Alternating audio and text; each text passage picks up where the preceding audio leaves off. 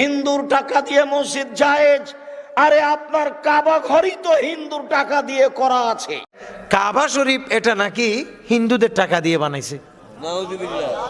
আর একটু জোরে বলবেন না নাউজুবিল্লাহ।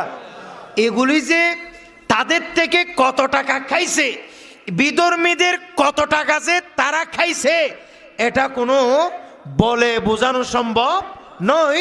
আমরা জাস্ট শুধু তাদের জীবনাচার থেকে, তাদের কথাবার্তা থেকে এটুকুই বুঝি যে তারা মূলত মুসলমানের কেউ নয়, এরা হচ্ছে ইসলামের প্রকাশ্য দুশ্মন। কথা বলেন ঠিক না?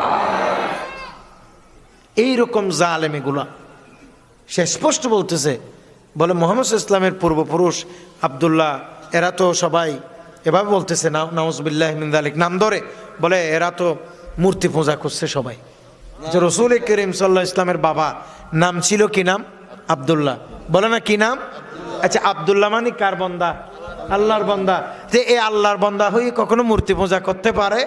পৃথিবীতে যতদিন বেঁচে আসো, কিয়ামত পর্যন্ত সময় দিয়ে গেলাম, শুধু তোমাকে না, তোমার পরবর্তী প্রজন্ম যারা কিয়ামত পর্যন্ত দুনিয়াতে বেঁচে থাকবে, তাদের কেউ একটা প্রমাণ দেখাইতে পারবে না হযরতে আব্দুল্লাহ রাদিয়াল্লাহু তাআলা আন কোনোদিন কোনো জায়গায় গিয়ে মূর্তি পূজা করেছে। কথা বলে না ঠিক নেবে ঠিক? নবীজির বাবা যে কোনোদিন গিয়ে মূর্তি পূজা করেছে, এইরকম বর্ণনা কিয়ামত পর্যন্ত দেখানো সম্ভব নয়।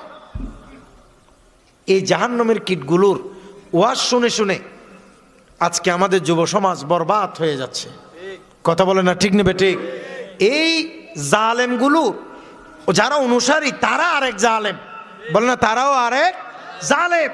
কারণ আমরা যতই এরকম হক কথা ধরাই দিব, যতই এই ধরনের কথাগুলো আমরা মানুষকে জানাই দিব, ততই দেখবেন যে তারা আমাদেরকে গালিগালাজ করবে, তারা আমাদের বিরুদ্ধে মিথ্যা প্রপাগান্ডা ছড়াবে, তারা আমাদের বিরুদ্ধে বিভিন্নভাবে তারা বিষাদগার করবে।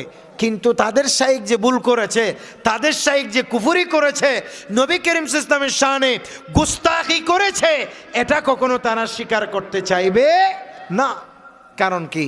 কারণ তাদের কাছে আল্লাহ এবং রসুলের চাইতে তাদের শাইখের দাম বেশি। একটু জোরে বলবেন না নাউজুবিল্লাহ? আর আমাদের কাছে এসবের কোনো বাদ বেল নাই। আল্লাহ আমাদেরকে বোঝার তৌফিক দান করুক। তা আমি যে কথা বলছিলাম, তা আহলে হাদিস যারা বলছিলাম, তারাও তো লা ইলাহা ইল্লাল্লাহ বলে না?